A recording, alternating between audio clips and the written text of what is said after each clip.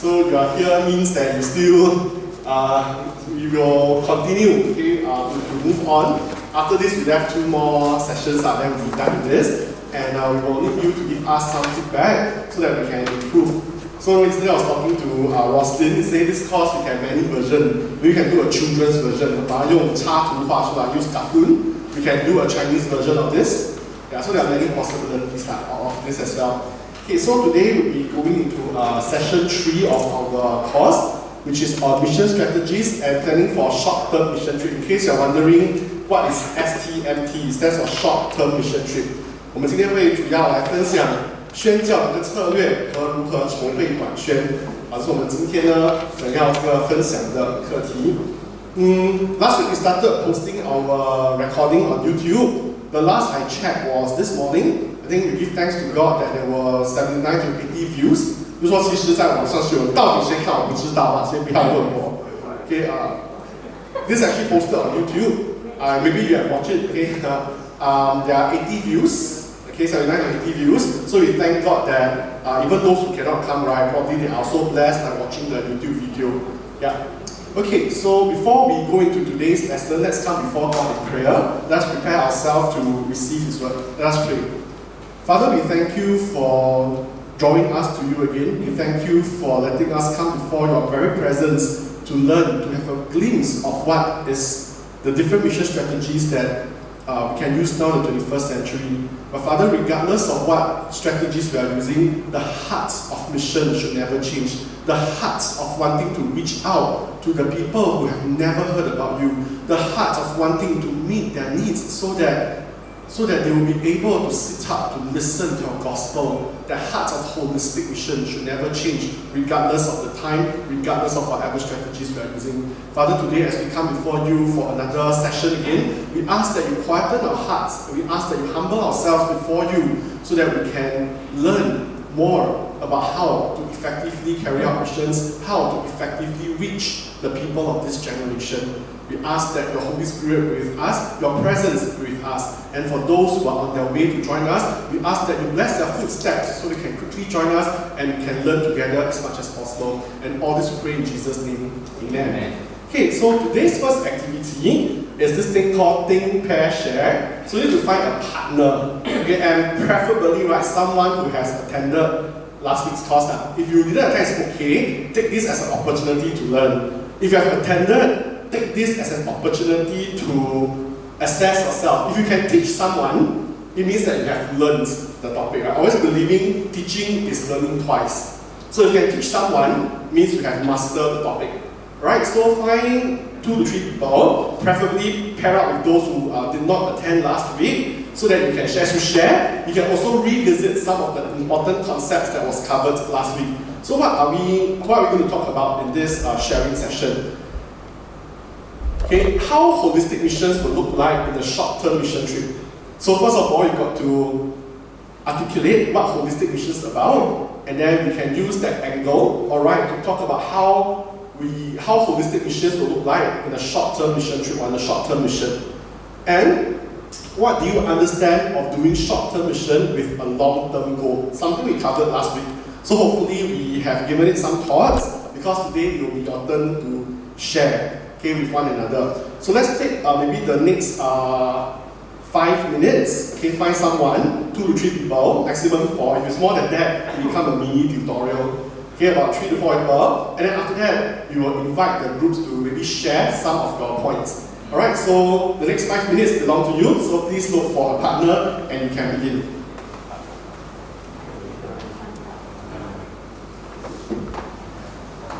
So those without partner means volunteer to say first.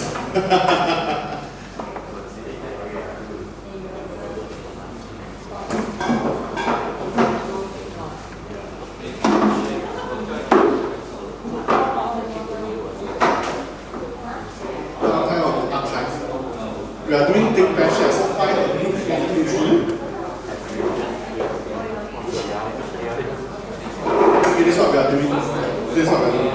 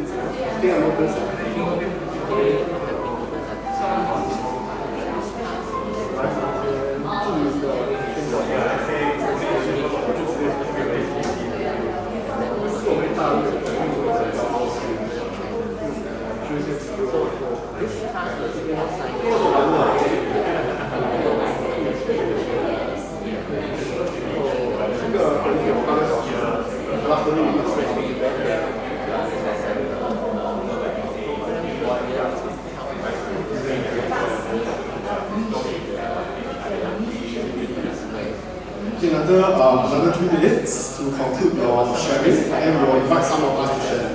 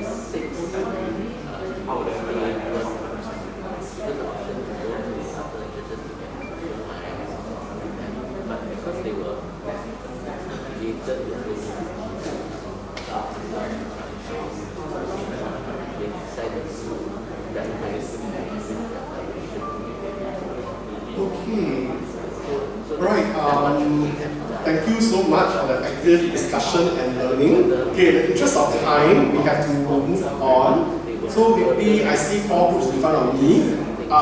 Any volunteers? I'll need maybe 2 groups to share. Just a quick 1 minute sharing and consolidation of what you have learned from one another. So any volunteers? Any 2 groups? Maybe one from this side, huh? Any group from here? Uncle Shanton, you want to share? Yes. You can take off your mask and come here. That's the consolation. Sure. That's a 1 minute quick summary. Okay, my team, the other 2 were not here last week, but I was. So I sort of talked about maybe one particular field where our short-term mission trip there must be some conversation between the different stakeholders, like I talk about the missionaries on the field, our church leaders, and the mission troopers. Yeah. So the mission trip, first of all, must get all three involved. So the mission leaders should have an idea what are the needs of the missionaries on the field. And then once we know what are the needs, we find out what programs will help them achieve those needs. So it has to be a longer term plan, maybe over 4 or 5 years, where we can evaluate. So when the mission troopers sign up, then the leaders must come to them and actually share with them some of these objectives over the long term, and then see whether they can meet those needs. So I think we looked at Myanmar because we have done that for over 10 years. Yeah. So it started off with them setting up a fellowship in Mount Tangier. So the main objective was to gather some children to study Chinese, right? So it's for 10 years, but we didn't really see much fruit until this year. We know that there are 6 youths who want to be baptized. They actually grew up learning Chinese with the pastors there. And so we see already something has happened, you see. Not that we always think about it when we went on a mission trip, but we did try to bring the children together during Christmas. Yeah. And we sang carols until our voices were hoarse. So, but then God was somehow maybe helping these children to grow up, and they were given a choice to be baptized either in another local church or to join this fellowship, which they have been going through for some years. So it seems the children actually chose to be baptized with this fellowship.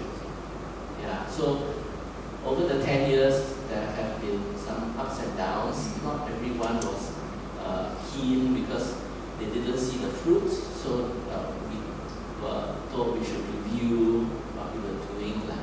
Okay, but so that's how it happened in Myanmar. So, but going forward, we have to be more intentional to be clear about the longer term goals. Then we can really measure whether we are helping or just going and being exposed to missions. Right, thank you very much. Okay, yes, so it's about the long-term goal. So we should actually reimagine how our short-term mission will be like. It should never be a one-off thing. It should never be a touch-and-go thing. We should always see each of our mission trip as part of a longer-term work that we want to partner with the local church of the country, either Myanmar or Thailand as our core focus area. How about one group from this side? Just a quick summary. Anything you want to share from a group? Or Auntie Jen? Either one. Either one. Can take off your mask. The green color tree there, so they can be captured. Yeah, this is the spot. Okay, the mic. Okay. We learn together that mission is more than just evangelizing. Although mission is evangelizing is part of mission, but it's more than evangelizing. Evangelizing overseas. It should involve us attending to the needs of the people there, and also be a good witness of Christ over there. And we also learn that we should not be a burden to the minister as pastor. That we are there to show love. We're there to see is there any way we can help to improve their life there or improve their worship there.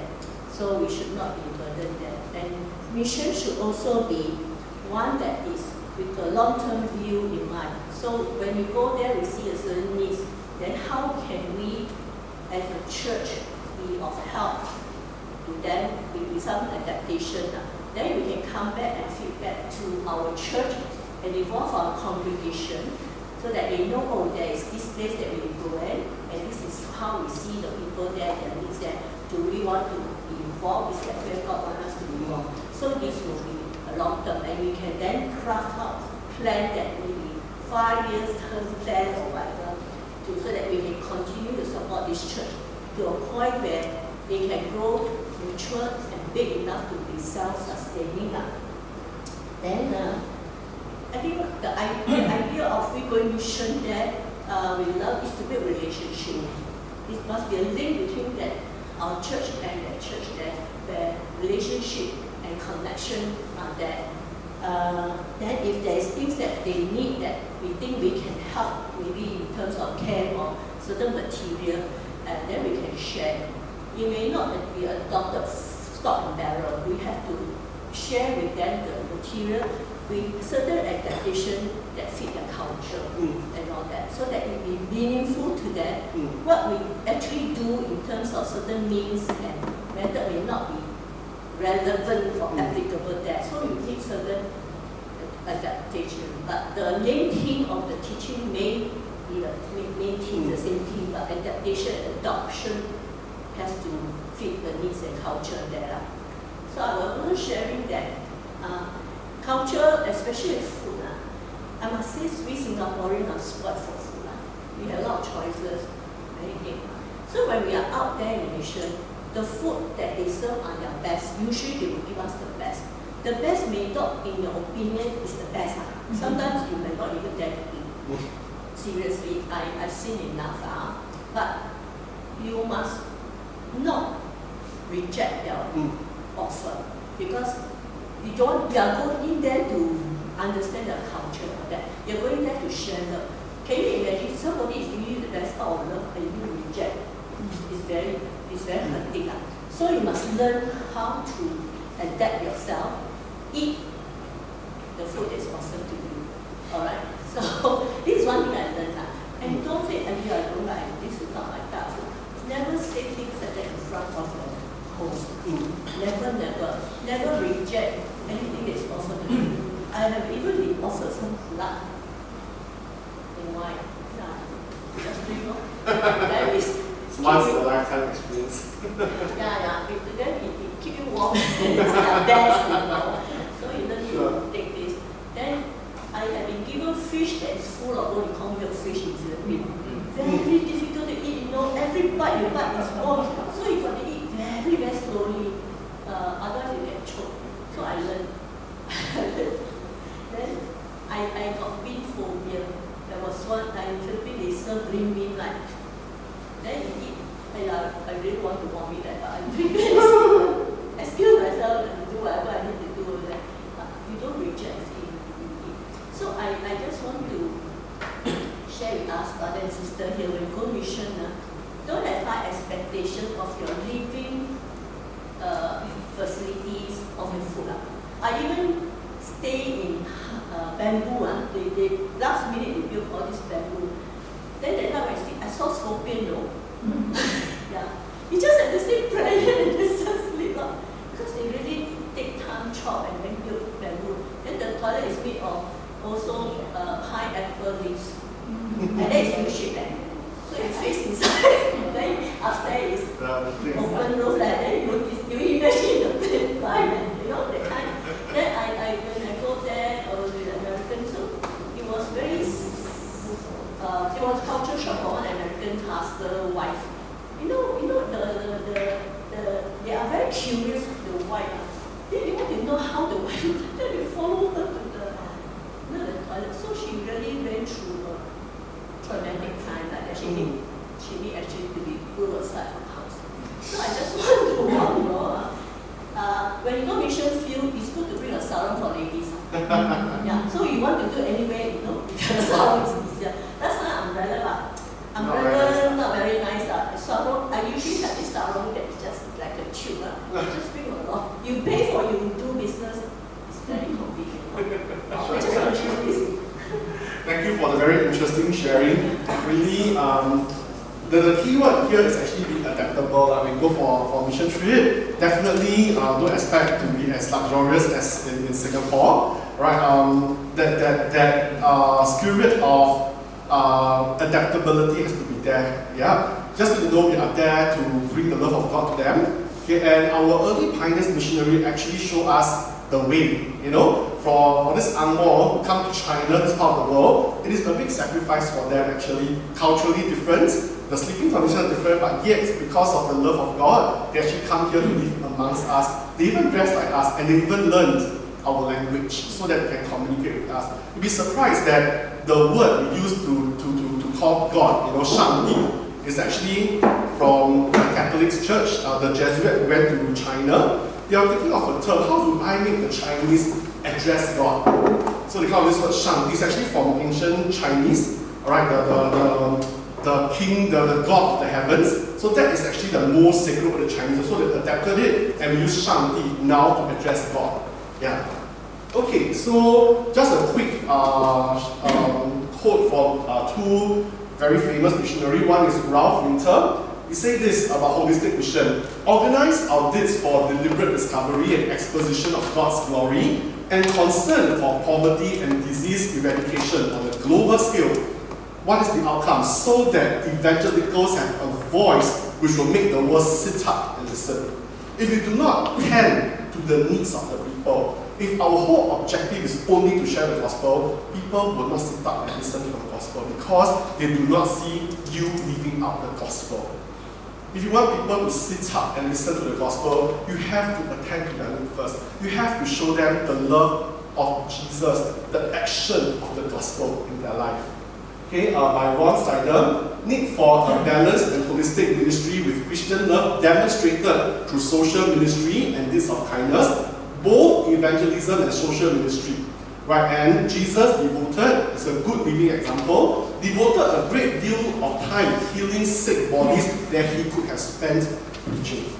He spent a lot of time healing the sick that he could have spent the time preaching. So Jesus is a good example for us to see what holistic mission is all about. So it is really that two blended together with the core of evangelism. Because if we remove that, like what we shared last week in Michael's declaration, we have nothing to show to the world. But we cannot forget to tend to the people's needs. With these two together, we cannot swing to either extreme. Okay, so mission strategy. So what we have covered so far is what is mission. We have covered holistic missions, which is looking at how, the things that we can do in mission, what mission should look like. So today we're going to cover what or how do we carry out holistic missions. So these are called mission strategy, the how portion. They need to be adapted. Why need to be adapted? Because we want to reach out to as many people as possible. So we have to look at the global trends, we have to look at migration patterns, we have to look at where people are now. There's no point going to somewhere there's nobody. You evangelize to the trees, to the pond, to the animals. Yeah? You need to evangelize to people. And where the people are where we should go, and therefore mission strategy to be adapted. If you look at Jesus and Paul example, they were always there where people gather. They always evangelize, they always share the gospel where people are. Okay, the thing is, mission strategies can change. Definitely, we should change with the time. However, the heart of doing mission, the heart of holistic mission remain the same. The heart of sharing the word, the heart of tending to people's needs remain the same regardless of what strategies we are talking about. Strategy is just a means for us to carry out the work. But the core work that we do should never change regardless of what we use. Right? So that is the principle that we must remember. The holistic mission is what guides us to do mission. However, way we carry out mission, that heart to carry out holistic mission must remain unchanged. And this holistic mission applies to all generations. From Jesus' time, to Paul's time, to the Catholics' missionary time, to even the Protestant missionary time, they show us that holistic mission is the heartbeat of God. He wants us not only to evangelize, God also wants us to attend to the need of the people. Just remember this, if we want people to sit up and listen to us, we need to tend to their need, so that people will sit up and listen to us sharing the gospel. Okay, so I'm not a geographer, but this is just a quick thing. Right, so you can see a lot of human migration. alright, the turn of the century, a lot of human migration, and we see the migration pattern, alright, from rural areas to urban areas, from rural to urban, and migration to other countries. We can look at historical records, alright, those of us study geography or economy can see the migration patterns like that. More and more people leave the rural area, go to the urban center. For urban center, they go to other cities, bigger cities, and overseas. This is how human migration looks like. Then we come to a question. Okay, what crisis do we see in these human migrations, and how should our mission strategies, address these human migrations? Right, so you see there's this human migration pattern. It does bring us crisis. Then how, should we address these human migrations? So maybe let's take the next, in the interest of time, maybe 2 minutes to post on the Padlet. Right, the first column, you see many columns today. The first column, then later we will discuss our findings. Okay, what crisis do you see in these human migrations, and how should our mission strategies be adapted to address these human migrations? Okay, please scan the QR code to enter a Padlet page. We'll take the next 2 minutes to do this. Right?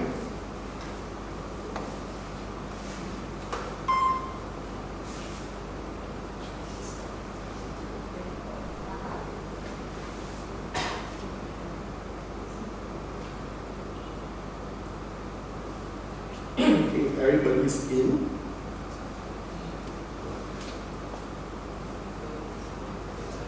Okay, you should view to this page here. The first column. The next 3 we'll do later. Oh, the QR code, sorry.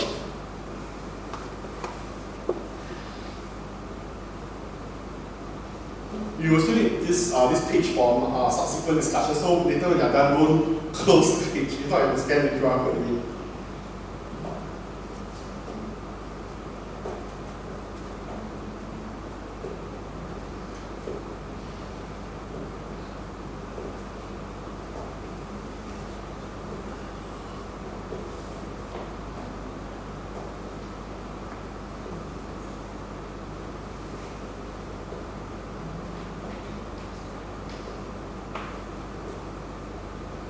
Then under the urbanization, crisis, and mission strategies, that column.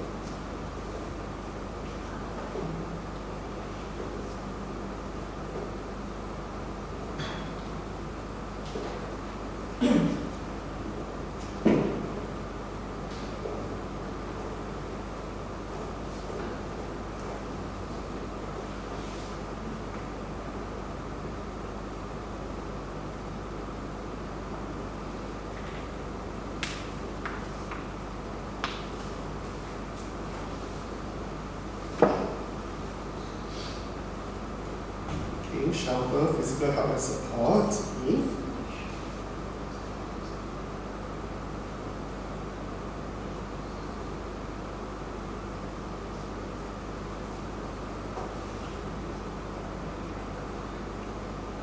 People need orientation and time to adapt new environments. Ukraine war, see all these conflicts. Environmental refugee from environmental disease. Yeah. China strategies, attend to their material need, fight for justice. Right, so last week we talked about social advocacy is also parts of holistic mission. Okay, economic aid, yeah. Okay, now inequality, poorer countries are left behind in rural areas and neglected. Okay, job, income, yes, so there are crises in job, in low income. Affluence living, yes, that will change the mindset of people as people get richer and richer. Singapore is a very classic example of this. Yeah? We compare to people from the 60s and now, you can see that Singapore society is getting more affluent, and this developed problems. Yeah? The saying that church has slowly become a club for the upper and middle income people. Do not know whether you agree, and you observe that, especially in English-speaking churches. Yeah? Most of the time you see, right? So that will mean it's harder for us to reach out to people from the lower social-economic class. Okay, we'll come back to visit this again. In the interest of time, we shall continue. Yeah. Okay, Okay, so I'm going to propose 3 strategies, mission strategies. These strategies are quite applicable, alright, to modern, to the 21st century, and they are used to address this human migration pattern. So the 3 mission strategies that we're going to share today will be number 1, urban missions. Some of us may have heard of this, some of us today may be the first time we are hearing urban missions. So in the past, we often hear stories of missionary going to some remote jungle area, get eaten up by people, suffer from dengue, from malaria, and all that. But nowadays, right, when we think about mission, this mission always means going into those remote areas, got no Wi-Fi, got no data plan, really out of the world kind of thing. The answer is we have to consider this thing. With globalization and urbanization, right, massive migration of people towards the city center. That's why you notice now, the mission strategy is not so much going into the remotest area, it is going into the city centers of the countries. Let me show you all some statistics and you understand what I'm talking about. If you look at this, from now to 2025, they projected the 15 fastest growing megacities. You notice most of them are in Asia.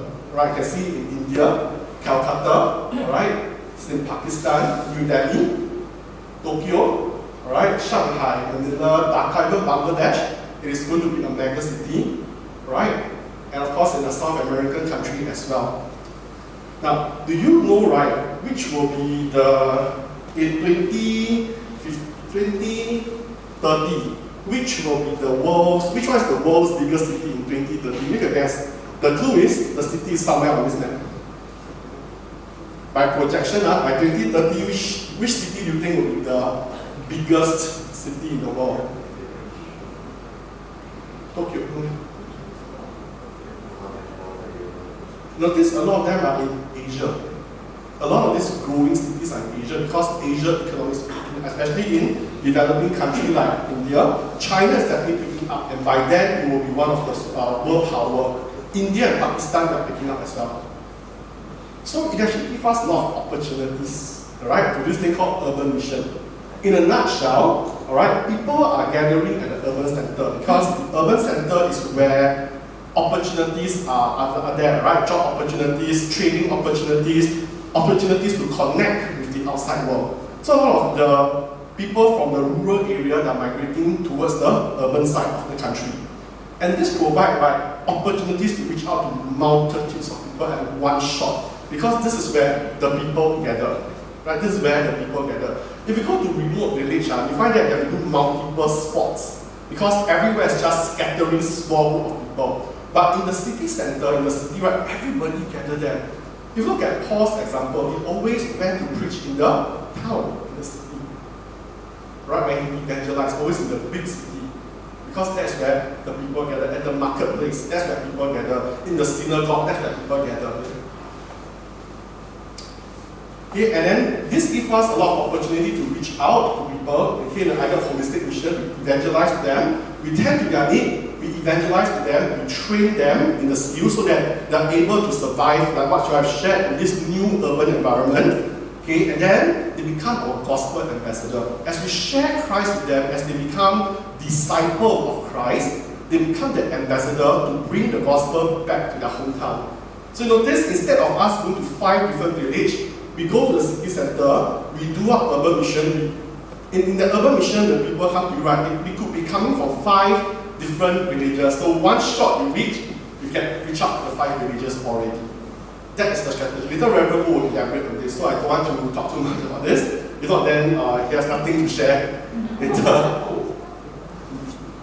And urban missions involve more than just evangelism. Because as what we shared just now in the paper, there are a lot of needs in the urban center. Imagine from kampong, you come to a city area, you will be lost. Number 1, skills. Number 2, maybe you are not adapted to modern living.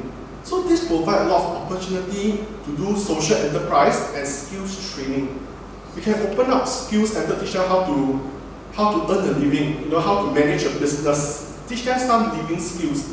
And through providing and teaching this to them, right, we can slowly share the gospel with them. Okay, so it includes social and business enterprise, skills training, social advocate, because some of them, like what we shared just now, a lot of injustice, poverty and all that, we can fight for their rights. Using, of course, legal, they ask you to code and pay and all that. There's a lot of things we can do to reach out to the people, and there are many means to reach out to the people. And I'm sure all of us here, God has given us a different skill set to reach out to them. Some of us, you may be a teacher, you may be someone who is very good at certain job skills. You can open up training center to teach them languages, teach them hospitality. You know, these are essential skills that they need to survive in the urban sector. You even can teach them secretary, can even teach them computers. Some of them do not even know how a computer look like. Can even teach them very basic Microsoft Word skill, PowerPoint skill. We should help them a lot because this will give them a higher chance of getting employed, you know, by corporation, even by local businesses. So these are things that we can teach them. I'm sure all of us seated here know how to use basic PowerPoint, Word, Excel. You can provide this training for them actually. And of course, later Reverend will share in a bit more detail is the hub, where resources, where transportation gather. So from urban center, you can actually then redistribute, all right, to the many different remote areas. Okay, so I'm just going to briefly cover this. Okay, next is this thing called doorstep missions. Have a word of caution here. We often hear people say 反向宣教 or reverse missions. It's two different concepts. They are not the same. I say again, they are not the same. Reverse missions means, now how did the gospel come to this part of the world? You notice it was Paul who brought the gospel to Europe, then the European missionary come to this part of the world to share with us, right? Then we see what happened to Europe now. They start to decline in terms of their Christian values and all that. Reverse mission means now we have to bring the gospel from this part of the world back to where it comes from. Back to the European, from Europe, go back to Israel. That's called reverse mission. Reverse the direction of how the mission is shared to this part of the world. So this doorstep mission is not the one we're talking about. It's not reverse mission. Doorstep mission simply means doing mission at your doorstep. Meaning, you reach out to cross-cultural people, right, at the comfort of your own country. That is what we're talking about. So it's not reverse mission. So don't get, these two are different ideas, all right? So you can see now a lot of people are coming from all over the world to Singapore, all right? So this gives us a lot of opportunity to reach out to, you know, sometimes we say, okay, let's go to Cambodia, all right, to reach out to the people there.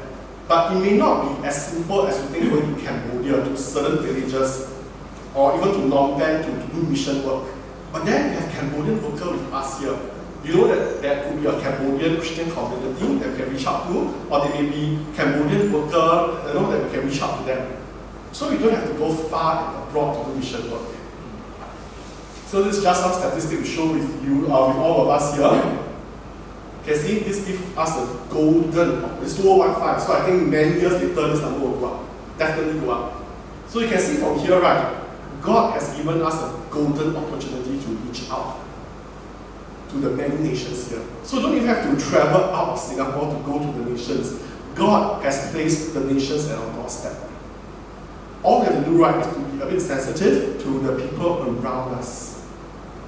And even nowadays in school, you can see, right, it's very international. Last time when I was a student, right, probably in every 10 classes, we may have 1 or 2 foreigners. Now every class has foreigner, almost. You know, like from my past 10 years of teaching, right, when I first started teaching, very hard to find. As the year goes by, confirm, right, every year, confirm got 1 class with at least 2-3 foreigners inside. From countries like Myanmar, Korea, Japan, Egypt, you'll be surprised, Egypt, from Bangladesh, they are in Singapore. So if it's difficult to go to Bangladesh to reach out because it's a Muslim country, you can reach out to the Bangladeshi in Singapore. Yeah?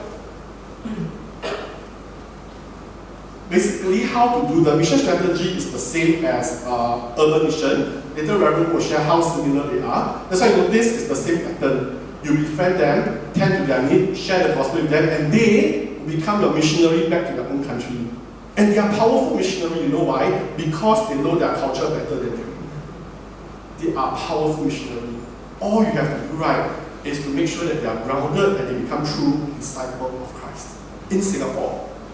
And they will be Christ's ambassador back to their own country, and they'll be very, very good ambassador. Why? Because they know their country, they know their culture, they know their people better than all of us here.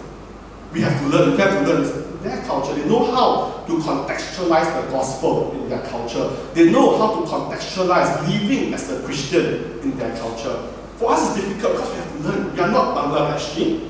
We have to learn their culture to say, okay, how can we contextualize living out Christian values in a Bangladesh culture? We have to learn. They don't have to because they are in that culture. Very powerful, doorstep missions. Okay, and mainly involved doing social outreach because when they leave their hometown to Singapore, a lot of them need a lot of help.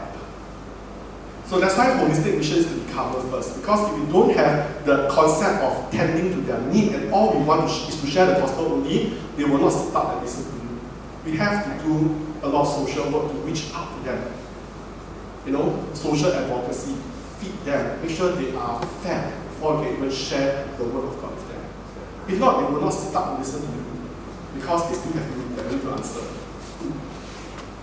Okay, this is something very new, especially during actually not new per se, but become more prominent, alright, especially during the COVID pandemic, where we are not able to do the traditional mission work of going overseas. This become a very, suddenly, right, come out to the stage. It's not very new per se. It has been around for a while, just that people did not really look into this, but now with the pandemic, right, suddenly come out to the stage. And because of technological advance, last time is must have used radio or the older way of doing, but with internet and all that, right, you notice, last time you can only hear voice through radio, now you can hear voice and see your face. Really next time you have the hologram as though you are really standing here. If you watch the Star Awards, right, they appear in the box as though they are here with you, but they're actually in China or in Hong Kong and Taiwan. Yeah, next time can be that if magic, you know, you stand here, but they are not here, but you see them as though they are here. That's how powerful technology is. Okay, so let me show you some video clips of e-mission. This is actually in our church. So we actually did the e-mission to Chiang Rai in 2020. What you see here is actually many rounds of rehearsal, okay? So this is one of the final product. This is Visitation, if I'm not wrong. Okay, so what you see from this nut here, this is the pastor in Chiang Rai. So he actually put the tablet on the windscreen so that, you know, when we are here looking, right, it's as though we are there. Okay, see the distance is almost zero. How you wish you can jump through the wall, right? Okay, you can see this is the scene from Chiang Rai Visitation. Yeah, it can happen even without going to Chiang Rai. This is when we reach one of the first. Just remember, this nuts is the pastor. Okay. Then can help me up your volume. Oh, sorry. So they can hear what the conversation is about. I'm like watching silent movie. This is one of the church sister. Alright. So this is us. This is the missionary wife in Singapore. This is in Thailand. I messed up here. The mean channel. Okay, roughly here. So you can go visit the family.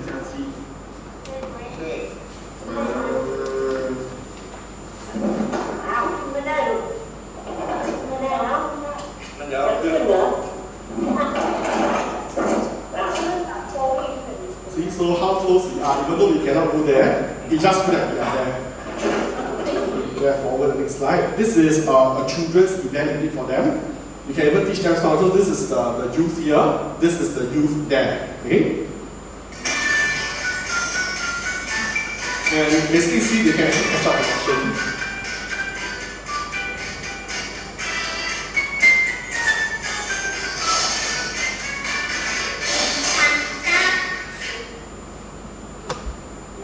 Okay, so now, right, we look at these three strategies. So maybe let's take the next few moments to look at what are some of the challenges and advantages of each of them. Okay, then I will invite Reverend Go to share. Then we take the next 5 minutes or so to do this, and after invite Reverend Go to share. Yeah.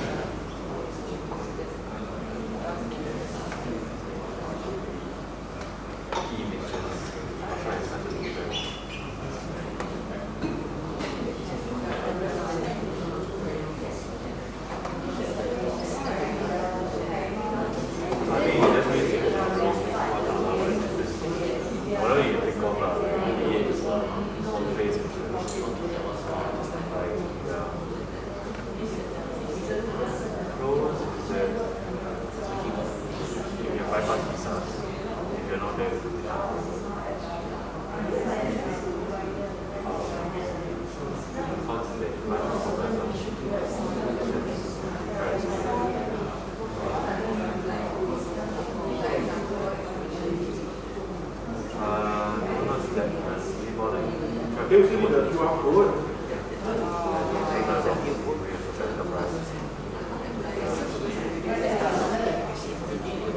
Yeah, I can write on the tablet. I can talk about it.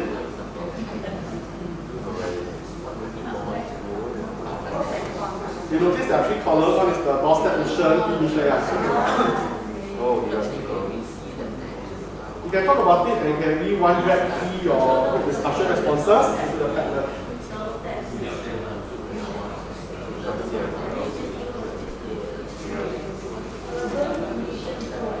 Yeah, urban mission pro and con, doorstep mission pro and con, and food mission pro and con.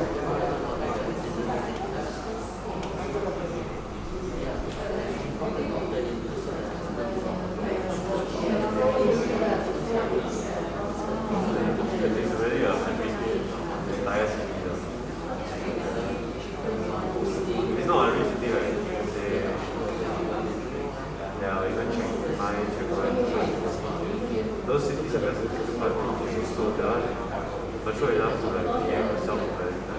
Singapore is, for example, self-learning, no longer a mission field. Yeah, we used to be mission field.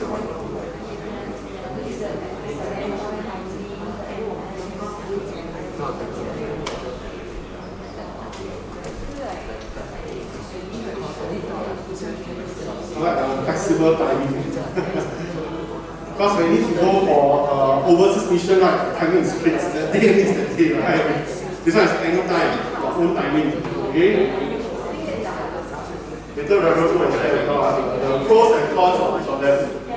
Then you'll answer a very important question: is there still value of going for short missions? I mean, you can do e-mission and not mission, then move on. Only go with your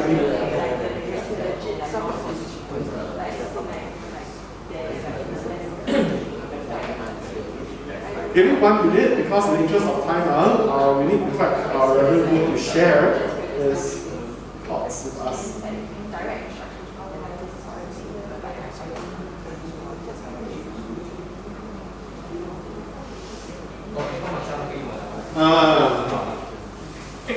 Okay, so we can continue to have that thought in mind, alright?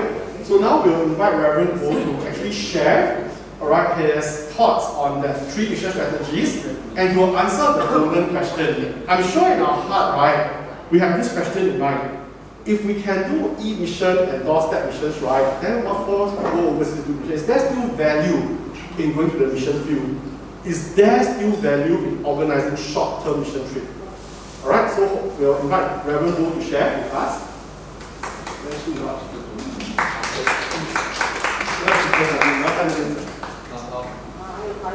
OK， 大家下午好。我们要回去第8波道，因为我第5波道我不行啊。OK， 我第5波道在缅甸很厉害，回到来就不行了。OK， 好，如果你听不懂我讲的，那么你要找机会叫Hwa Chuan再讲过一次。OK， 今天想要跟大家来介绍关于我们刚才所听到的3种不同的那个策略。第一个是城市宣教，稍微认识一下城市宣教跟这个乡村宣教的这个模式。如果你稍微明白我们过去做宣教的方式，你就会发觉说，我们都是从教会就直接去到工厂，对吗？我们的做法都是这样，从教会直接去工厂。那去到工厂的时候呢，我们就有这个偏向，因为可能以前教会都比较穷一点，教会都比较小一点。我们来的新加坡都是移民嘛，所以我们都在这里挣扎，后来成为教会。教会都钱不多，所以呢，我们就会想到说，我们也去，因为我们自己穷过，我们就去比较穷苦的地方，可以帮助他们，又可以传福音。很多人就讲说，我们圣经不是说我们传福音给贫穷的人吗？对不对？所以那样的观念就是我们去传给贫穷的人，我们就到乡村里面去。当然，另外一个方面是感觉去那边宣教，其实花费没有这么多，对不对？但是你现在回头再看一看，我们今天说我们要去城市宣教，跟我们去乡村宣教不一样吗？其实是一样的。宣教就是什么？宣教就是我们从一个 A 教会去一个 B 的点，对不对？去做这个就是做宣教，对不对？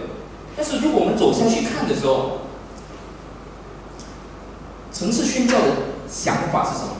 就是我从 A 教会去 B 点，只不过那点不是在乡村了，我去城市里面，然后你说这样就不是宣教，那乡村怎么办 ？A 点到 B， 对不对？所以我们在做宣教，然后我们希望再促成一个另外一个 A 点到 B， 就是从城市的教会我们所建立的。让他去往乡村，这个观念为什么会这么重要呢？首先，如果你来看一看我这里写1、2、3、4、5、6、7样东西你发觉如果我们要去做宣教的时候，第一个是人力，我们需要差人去，对不对？如果回到刚才那个模式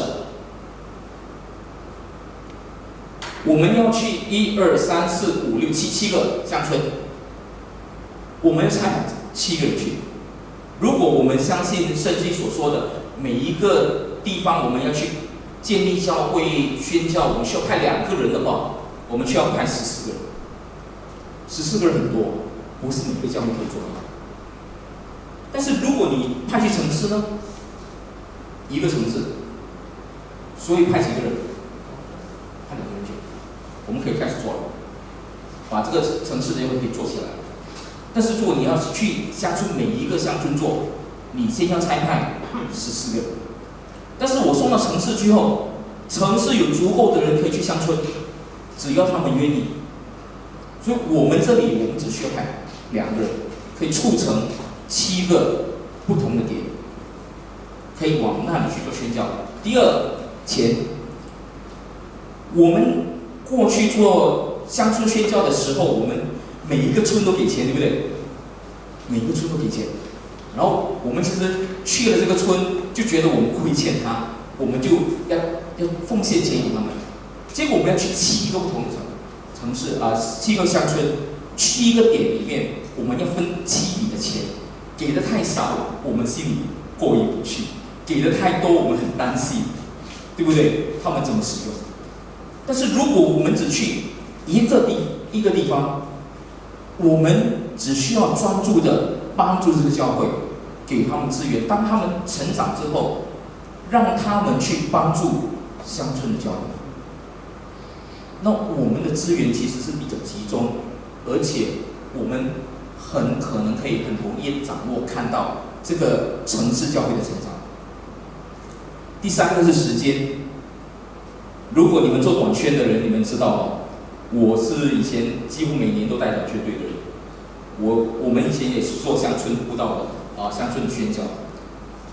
我们设计了一个7天的短宣行程，结果呢，我们飞到仰光第1天，从仰光飞到曼德里，然后上去拉修第2天，然后呢从拉修回来，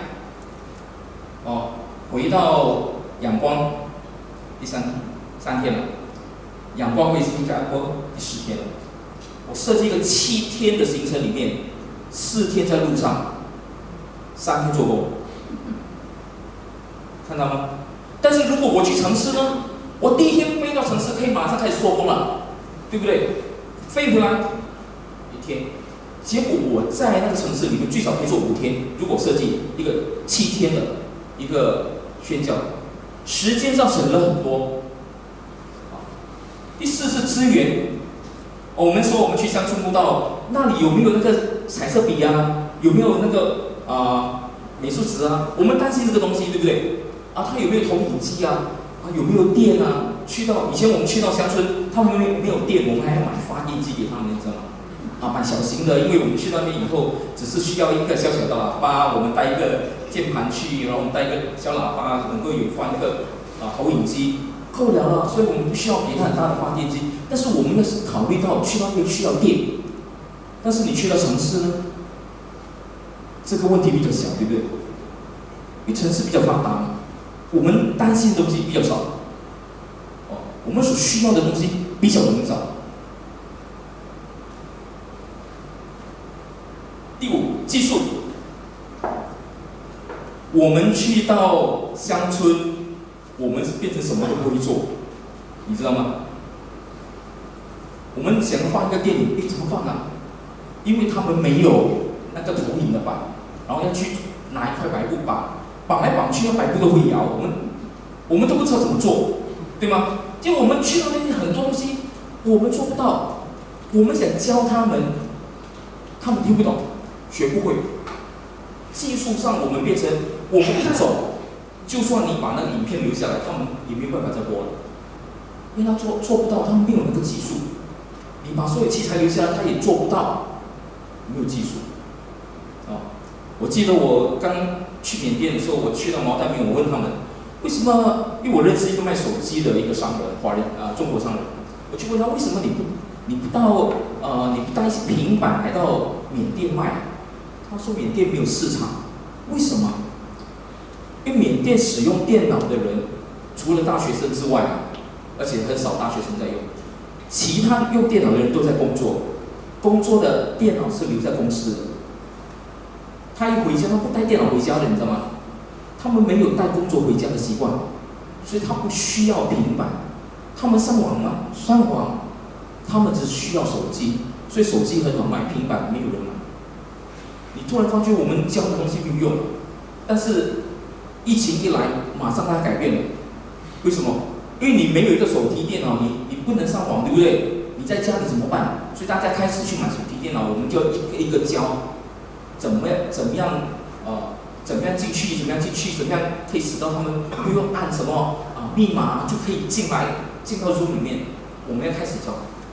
但是如果你在城市里面，大家很快就学会了。为什么？他们见过这种东西，用过这种东西。乡村呢？我们最近办一个儿童营线上的儿童营，参加的儿童400多人。但是你知道吗？他们怎么样参加？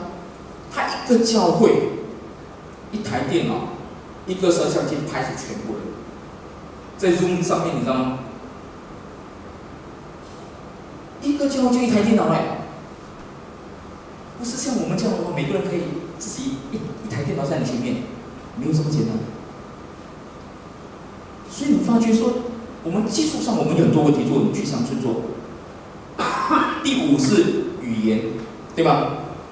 我们说我们去那边，很多人怕学语言去泰国学泰语，去缅甸学缅语，然后什么去印尼要学印尼话、巴萨但是我问你，我们教会有多少个语言天才？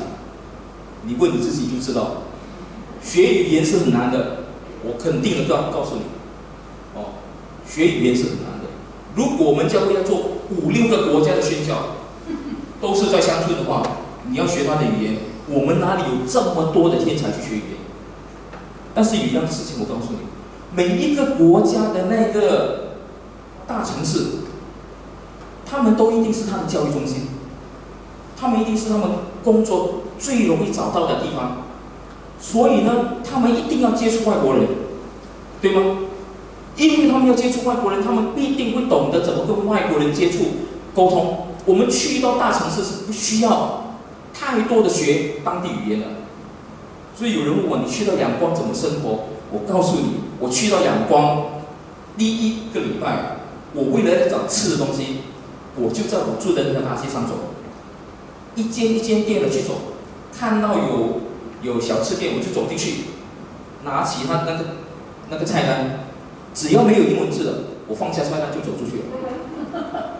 只要有英文字的，你就直接念出来，他们就知道你要什么。结果我在那边没饿死。如果你在大城市，语言不是问题来的，但是我们去乡村，你一定要学会，对不对？所以少了一个语言障碍，然后运输COVID 的时候，我们碰到很大的问题是东西怎么到处往来，对不对？后来我找到一个在运输到缅甸的一个运输商，结果呢，我把他们需要的东西运出去，运到他们那里去，他们把我的东西运回来给我。你知道很方便，但是如果不是在仰光呢，很难的。如果不是在大城市，没有人会帮你运，为什么？你的东西在路上就已经可能很多人去抢啊，你知道吗？可能你会被抓，可能会被枪打死。所以你发觉说，运输上是一个优势。当我们这样想的时候，大家就会认为，你看城市宣教都好，对不对？城市宣教的特点是什么？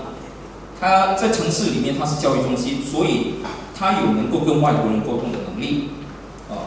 城市是乡村孩子最后会走去的地方，记得这个。因为他念小学、中学之后，高中他哪里念？大一点的城市，然后大学去哪里念？更大的城市。所以孩子最后会去的地方就是城市。然后呢，交通，我们要去做宣教，容易，一趟飞机就到了，对吗？直接到那里。我们不需要到了那里睡一个晚上，第2天又坐飞机，然后要走几个小时行程，不需要，很容易。所以你发觉大城市有这个强点然后物资容易送去。还有呢，很多人以为只是人口多，所以我们去大城市，不是的，人口多是一个，另外一个是因为人口多，所以我们进去里面，我们也有很多不同的方式可以做福音工作。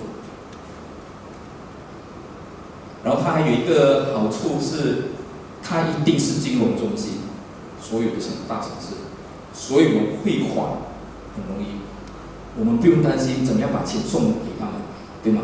汇款很容易，而且很明确，很容易的，马上到。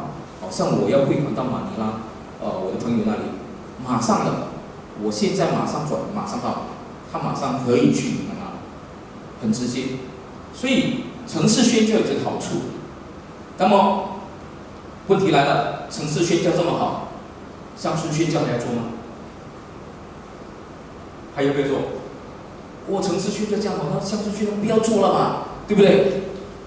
对不起啊，我觉得必须同时进行，但是在同时进行的时候，必须先做城市宣教。你不能等到城市宣教全部都做好了才做乡村，当然不能，但是必须先做。为什么呢？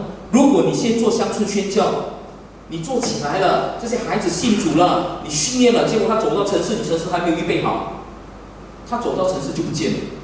所以我们要在城市里面先建立好了，这些乡村的孩子走出来的时候，我们能够在城市里面迎接他，我们工作不会流失的。但是如果我们先做乡村，我们开始就会流失一批人。所以它有一个先后秩序，必须要做。你说为什么健康会去到城市，我们还要做呢？有一个大家都没想到的地方，乡村的人会走进城市，但是他们走进城市之后，很少人会回去乡村。如果我们只做城市的工作，那些在乡村的人永远不会听到福音。我们还是要去的，只不过我觉得先后秩序，然后更大的委托是在当地的那个城市教会，我们帮助他们。在做宣教的时候，我们有3个类型啊。第一个是促成的宣教，就是我使到他们能够做好宣教。第二就是行动的类型的，就是我们自己去传福音的宣教。第3种宣教是去壮大的宣教，就是他们已经有福音工作，他做得不好，做不起来，我们去帮助他，让他的那个福音工作可以壮大起来。3种的宣教，我们常常以前一直认为我们的宣教是什么？行动的宣教，所以我们看不起那种去盖房子啦，去做商人啊，我们看不起那种，因为我们忘记了还有一种宣教是促成他们可以做的宣教。好像我今天我做神学教育，我是一个促成的宣教，我使到他们的传道人能够更好，我教导他们传道人能够更忠心，更有能力，更清楚知道说有什么的异端，更知道要怎么样去帮助教会。我做的是促成式的一个宣教，我不是自己去敲门，然后跟他传福音，我做这个绝对做的不会比他们好。然后呢，我在毛大米所做的，他们开始教育开始走着不知道怎么走了。我在毛大米帮助的是壮大式的宣教，我让他们知道怎么样可以做得更好，更强大起来，跟他们一起走，所以是不同的。好，讲完这个大门前施工，来。大门前施工最简单的东西就是什么呢？你发觉我们有很多的移民来了，学生啊、陪读啊、专业人士、护士、帮佣、建筑工人、清洁工人、巴士车长，有人说，建筑工人已经越来越没有了，谁说没有了？只不过来的可能不是中国工人了。新加坡人不做建筑，打死他也不做，那谁做？还是特工做的，只是换了一批特工，我们还是可以做特工的工作，谁说不能呢？对不对？所以大门前宣教的其中一个最重要的东西就是跨越障碍的角色换了。以前是我们去，对不对？要飞去啦，想办法怎么飞到那里，怎么拿签证啊，然后学他们的语言啊，跟他们沟通，吃他们的食物啊。现在呢，跨越障碍的不是我们，是他们。他们想办法飞过来，怎么样可以留在这里，对不对？吃我们的食物，跟我们讲话，对不对？我们不需要学他的语言，他拼命在学我们的语言跟我们讲话。改变了，这样的一个宣教，他来到我们的门前，我们就来做这样的宣教。刚才华川也讲了，我不想讲那个方式，方式大家都懂，跟我们在这里传福音是差不多的，接触他们，然后帮助他们赢得讲话的那个权利，然后我们就传福音。对，我是要提出，可能我们需要小心的东西。我们常常在做这个大门前施工的时候，我们有一个很大的问题是，我们有优越感。我们的优越感给他们看出我们自己是觉得我们比他们更好。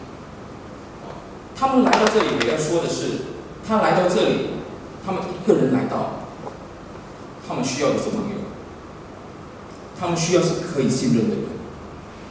他不是需要一个来帮助他，但是一直都让他觉得他自己很卑微，他不需要这样的人，因为他在这个地方，他也需要自己能够站得起来嘛。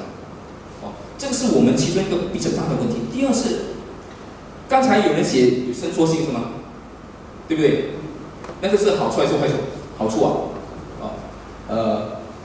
我发觉我们本地教会最大的麻烦，在大门前施工，是我们没有伸缩性。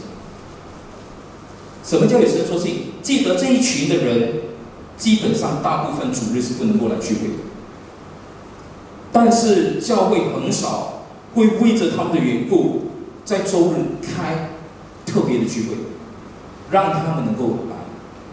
而且你不能开一次，你可能要开1个礼拜，开2次不同的日子。为什么呢？因为他们是轮着休息的，有的时候他那一天就是不能来。但是你如果比如说你星期2开了一个，给他晚上有的一个查经的一个聚会，星期4也开一个，他们才能够在他们有空的时候就尽量能够来，而不是他只是信了主，可能2个月可以来一次崇拜，2个月来一次崇拜的一个初心，很快就失去了。所以我们做不到，我们也做不到把他们召集起来。但是除非我们有伸缩性的愿意在周日也开1、2个这样的聚会给他们，但是很少教会愿意做，因为觉得劳民伤财。而我们这样做，可能那一个晚上来10个人，但是你知道吗？我们如果这样1周办2次，10个人10个人，我们哪怕那20个人是这样轮着走，我们能够帮助可能15个、12个走过那段路之后可以成长。但是很多教会没有考虑这个伸缩性，而且我们也要考虑栽培他们，因为有一些人并不想回去的，你知道吗？这大门前事工我们也碰过，我们栽培了人，那个人不想走。你说我们栽培了他回去给他做宣教士，对吗？他不想回家了，他想留下来。这种人你不要讨厌他，我们也要栽培他，因为他是比我们更靠近我们所要接触的对象。我们希望栽培他成为那个帮助我们接触这些对象，哪怕他不想回去。而我们常常在长期的宣教理念里面没有考虑这个。那你说，既然他来到我的面前了，我还要去那边做宣教吗？对不对？全世界的人都来新加坡嘛，对不对？我们还要去那里做宣教吗？要啊，因为并不是所有人都要回去的，也很多人回去之后没有办法独立的做传福音工作的，所以我们还是要去。第3个，我知道我的时间有限哦，对不起很多人说Missions网络的是最近才开始的是什么？疫情开始的，对不起哦，很早以前就有了，很早以前那叫福音广播，知道吗？福音广播是什么呢？是那种穆斯林共产宗教打压、封闭国家，那些国家不能进去的。结果我们做什么？因为不能进去，所以我们就做福音广播。现在我们做Missions的情况也是一样，那些地方不能去的，我们就做网络的施工。OK，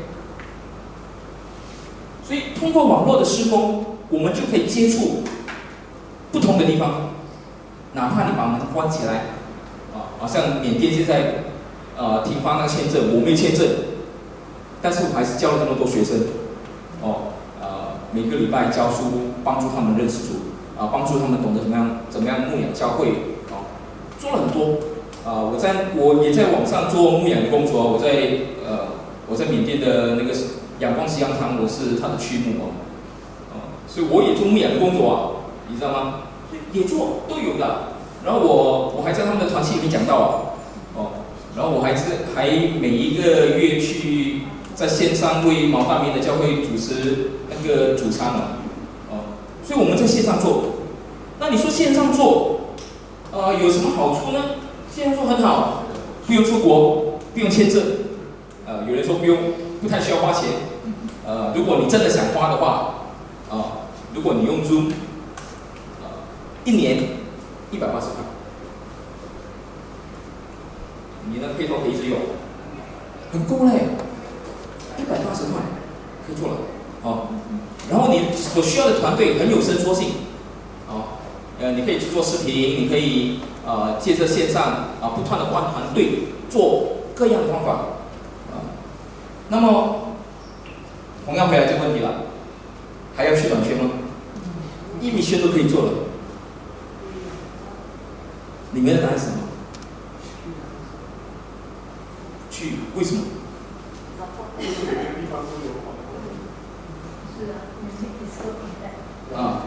对，你知道吗？现在我们这个 COVID 的时候，大家不是整天都看视频吗？对不对？我们有看视频的演唱会吗？有啊，视频演唱会好看吗？也不错因为什么？可以剪辑，可以做很多不同的效果，对不对？但是我问你哦，COVID 我们刚刚解放了，我不知道是不是解放，马上我们就听到了哦，叮当要来举办演唱会啊，周杰伦要来了，五月天要来了，而且他们一来，你知道吗？周杰伦的那个票还有人买黄牛票，还有人被骗。我就问你，既然线上的视频已经这么好了，没有缺陷，为什么还要去看演唱会？那票不便宜哦，算百的哦。为什么还有人看演唱会？你说一说。因为在我们的信仰里面也是同样的。我告诉你，距离不会拦阻我们教导，但是有一样事情知道，距离使到我们不可以实践我们的信仰，你知道吗？所以如果我们只是为了教导他们，以为教导了他们就成主的门徒了，那我们这个是错的一个观念，这个不是宣教，最少这是不是全人的宣教？如果我们要具备那个实践，让他们也能够把他的生命活出来，最少我们知道，对一个基督徒来讲，知识上的需要长进，侍奉上需要长进，使命上需要长进，在跟人的关系上需要长进，在对别人生命的影响上需要长进。这些东西很多不是我们通过网络可以做到的，我们需要人跟人聚在一起，真实的面对面才能做到的，你知道吗？如果没有这样，那我们做的宣教意义就不大了。所以如果有人问，他说如果今天Missionary都可以做了，我还要去吗？要，你就问他，周杰伦的视频你看过了吗？为什么你还要去演唱会？不一样，你看过的视频，坐在那里舒舒服服的看，跟你去到他的演唱会，感受到你的旁边的人都是像疯子一样，是不一样的，你知道吗？懂不懂？我们看那个赞美之泉的视频怎么样？很好。你试过去赞美之泉的敬拜会吗？你去过，你就发觉不一样。如果你明白这个不同，你就会知道说，在没有能力的情况下，我们做网络式的宣教。但是如果有能力的话，即使网络在做，实体的去那边都不能放弃，只要有机会去。这是我今天我要跟大家来说的3种的策略，不要放弃其他的那一方面，虽然这个可能更重要，另外一个也不可以缺然后记得说，在我们的宣教里面，你要做3件事。第一个是促成，使到他们能够更有效的做宣教。我们去那里，比如说中医师去，我们缅甸学院每一年都有牙医队伍从美国来，而且他来的队伍是40个这样的人数，都是有牙医有 GP 来到，他们来到是促成我们能够做好宣教，因为他来就人来，人在排队的时候，我们就做我们该做的工作，他促使我们有一个传福音的机会，这叫促成的宣教，你知道吗？第2种是实际去做的，我们当然如果能够也是实际去做。第3种是壮大，他们做的还不够，他们没有力，他们没有资源，我们去到使到他们的福音工作能够壮大。所以宣教，如果你记住这3样，你就不会看清任何的一个宣教的模式。把事情交给他说。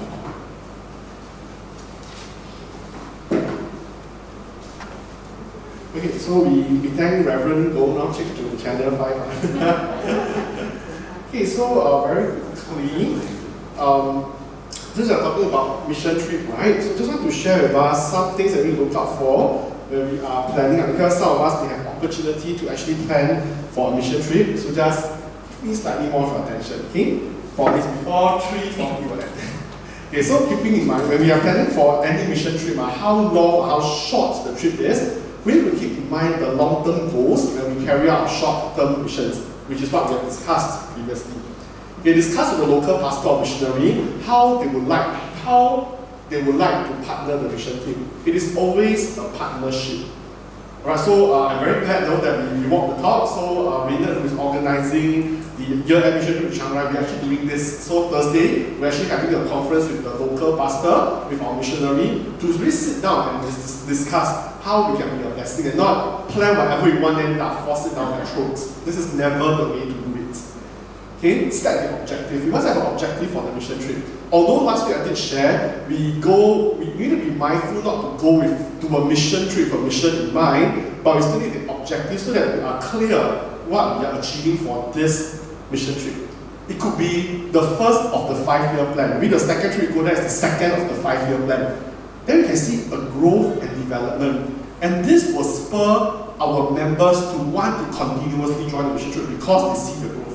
We're not there to run program, we are not there to entertain the kids, we are there to see people grow. And that growth, right, make people excited. They want to go and see what happened to that kid now. Last year, I evangelized, you see growing, he's coming to church. That is a motivation to go. Yeah. Form a committee, never do a solo thing, it's a massive project. Even though it can be a 3 days, 4 people mission trip, but still a massive project. Work out a draft program. After work draft program, right, you must check with the local pastor whether it's okay. Don't assume that it is always okay. Number one, I want to reach Chiang Rai at this particular time, this particular day. 他讲对不起啊，那天我有事工不可以来载你啊，你就哭了。Please check that, is this time okay, or is there a preferred time that we can come, so that we can also factor in which flight should we take. We want to 早去 book 最好的时间我们去，没有人来载，或者他要放下他所有的事工来载你过得去吗？ Yeah. 一定要想啊，一定要问他这个时间 OK 吗？这个 flight OK 吗？我们走那天 OK 吗？可以送我们吗？如果不可以的话 ，we have to think of alternative how to do it. Okay? Call for volunteers. Yeah, this is the registration part. I must pray because sometimes the form go out, nobody responds. And when the volunteers come in, right, we have to set expectations. We are not going for tour. We are not going for leisure trip. We are not going for church camp. We are going there with a mission. We are going there to share the word of God. People who sign up must have that idea and they must prepare to choose. Don't have the expectation of coming to sleep in a 5-star hotel. Sometimes God bless have lah, okay?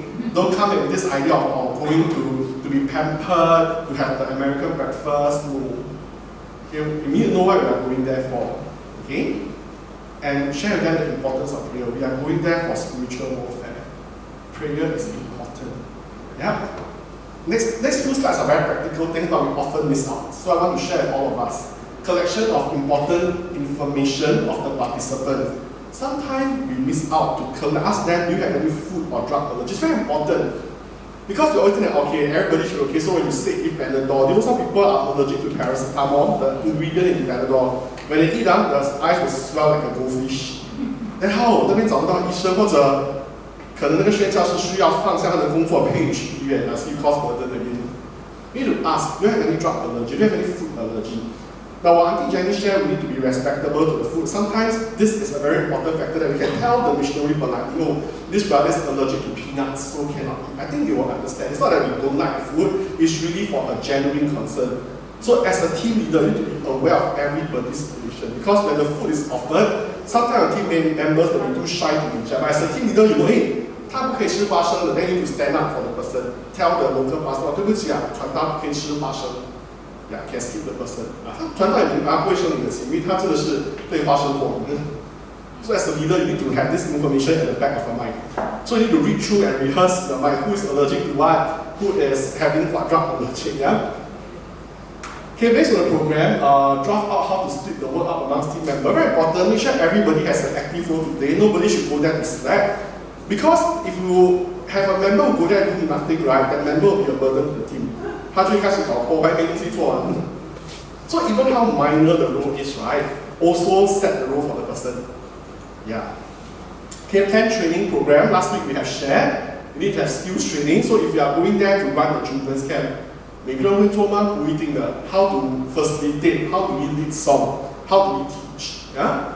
Cultural awareness very important. We don't want to go there to accidentally offend people because we are not aware of certain culture. So it'd be good to get someone who is from the culture to share, okay, about what are the things that we need to be aware of. Place awareness. Please let the team members know what kind of place we are going into. Even minor things also must share. Must let y'all know. Tell the person toilet or heater or not. Some people cannot survive without heater. They don't mind paying money to warm up the water.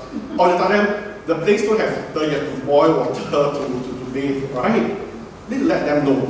Some people really are very particular about places. Yeah, you need to let them know so that they are mentally prepared. Do you need to bring extra clothing? Do you need to bring socks? Do you need to bring shoes? What kind of shoes? Yeah. Yes, learning the language there. I share again. I don't need to be linguist. Just simple 问候语等等 is good enough. Don't go there blur to say certain things. Then of course, purchase etiquettes, insurance, something that we may often neglect. This is very important. With or without COVID, it's very important because we do not know what will happen. Like in 2019, we went Chiang Rai, this sister got stung by hornet. What happened is the hornet was in her jeans, so she didn't know, right? She came in shorts after the debrief, she go and change. Then because she didn't know hornet is in her jeans, so she wear the jean, the hornet stung her. And thank God there was insurance, so we brought her to the hospital, thank God nothing happened. She wasn't having allergic reaction to the sting, and then we used the insurance to cover the costs. So insurance is very important because we do not know what will happen. We cannot assume yes. 我们把自己的生命交托给神，可是这个是个智慧的做法，需要买保险的，因为你不懂会发生什么事情。Luggage lost then, so we need all this to cover. Settle accommodation, don't need look for 5-star resort or something. 重要是有地方休息，而且是可以舒适的休息。I think it's a balance of luxury versus something, a place that you can rest well. If the place can provide. Okay, I'm not asking you to look for Club Med, that kind of resort. Number one, it's very expensive, right? Number two, I think for people who never go before, they may have the wrong idea of mission trip. But somewhere comfortable enough to rest for the night. Resting is very important. Okay, so don't stinge on everything. 要去住这种很可怜的地方 no need. Okay, so if we choose somewhere a reasonable place where it's comfortable enough to rest, no need to be luxury. I think it's enough to rest for the night. Yeah. Okay, so just for interest's sake, this is how we say Jesus loved you in the different languages. 牧师会讲吗？ Hermes 不会讲了。Okay, this is in Thai. You can practice on your own. Of course, in Chinese. Okay, so before we go, we actually have language classes to actually teach people such things. Yeah. Yeah. Find out more about the local situation. Do a risk assessment before departing. Is it safe to go? Are there going to be floods, thunderstorm, hanliu and all that? Need to find out and tell people the weather. Oh, we are going there, expected the weather to be between 11 to 15 degrees Celsius. You know why? Singaporeans are not acclimatized to cold weather. We let them know, oh, we are going to this place, it's going to be so cold. Yeah? Collect the contact of your participant next of kin. Must collect, in case of emergency, you know whom to call. And not, oh dear, 他的老婆号码几号啊？不会。And don't assume that your handphone will always work. When you want to charge battery, I always have a good practice, I always print out the list. Hard copy will never fail you. And guess what? I'll print out 5 steps. I keep 1 step, I give my other 5 leader 1 step. In case 我的不见掉，还有多4份 circulating around. When you come back, please check them, okay? It's confidential information, okay? But you go there, it's very useful because last minute 你紧张的时候，你肯定忘记那个人电话号码的。他妈妈什么号码？立刻找到打电话，因为我们的儿子不是儿子 ，they can at least keep everybody updated. Okay, conduct pre-departure briefing very important. Need to tell people all the important information. What time to meet at the airport, how long is the flight, what are we doing? Even simple things like 我需要拿个 adapter 去。有些人去泰国不知道，跟新加坡的不一样，去那边alamak 不可以 charge 电话，就不可以用吹风筒，怎么办？ You let people know such things, alright? Before I pack this, don't assume people know how to pack, especially if you are going to a country where it's very different from Singapore. And remember, not all the time you can buy things there. 我跟你讲，他们去那个 Big C 去那个 supermarket 可以买到，不一定会买得到你需要的东西。Okay, it's very important that this commissioning ceremony, I think this is a way that the church recognizes this mission team. So I wish your church pastor, the local church here, to have a commissioning ceremony so that the team members know that they are being valued to go here, and the church can also know that these people are going for the gospel. Yeah, no need to be very complex, maybe just a simple prayer, introduce the team, that's all. I'm not asking you to wow, very complex, no need. 简单的，主要是让教会知道这一群人被教会差派到那个地方进行福音的事工，一定要有这个差遣。Yeah. Okay, what happened when you go there? Daily morning devotion and prayer, very important. We start the day right. Okay, daily devotion we do together, we pray together for the ministry, for health, for need. Nightly evaluation happen that day. Right? It can be ministry based or it can be even personal sharing. Alright? And pray for the church, pray for the families we visit, pray for each other, one another. Tomorrow, this pastor will speak. Pray for the pastor, for example. Okay, conversation with pastors and visitation of the Lord. Very important, don't just do our own work. I think the more important part of a mission trip is talk to the pastors there. Remember, it's a long-term project. It's not a short-term, one shot, you go there and finish. How do you carry out a long-term project? You have to talk to the people there. So in our program, right, craft out more time when you can speak to the pastors. Some of the pastors are very shy, they may not speak directly to you, but craft out that time and space. And sometimes it can be not only at a formal meeting, it can be over tea, over lunch, we sit together and we have to talk. And some pastors prefer talking in the informal setting. It's okay, we just talk on the informal setting. Nobody say must have proper deacon walk meeting, and only just chill and talk. And finally, you find that some of the pastors can talk even more.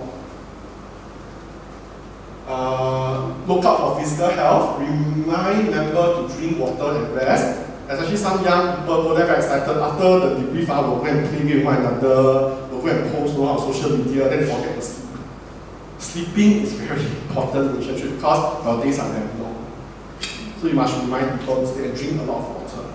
Okay, don't fall sick. The morale, alright. Some people may be disappointed with other people, some people may feel hurt. So as a team leader, or even as members, right, you need to support one, because these are the people you have only.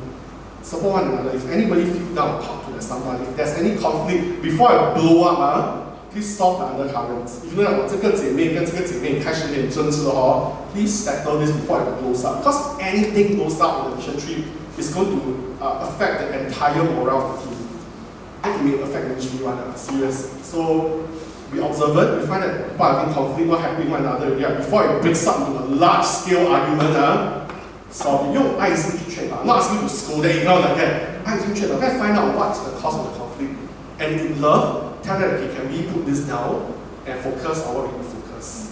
Yeah. So as a team leader, you have that sensitivity. You address spiritual concerns, some of them may ask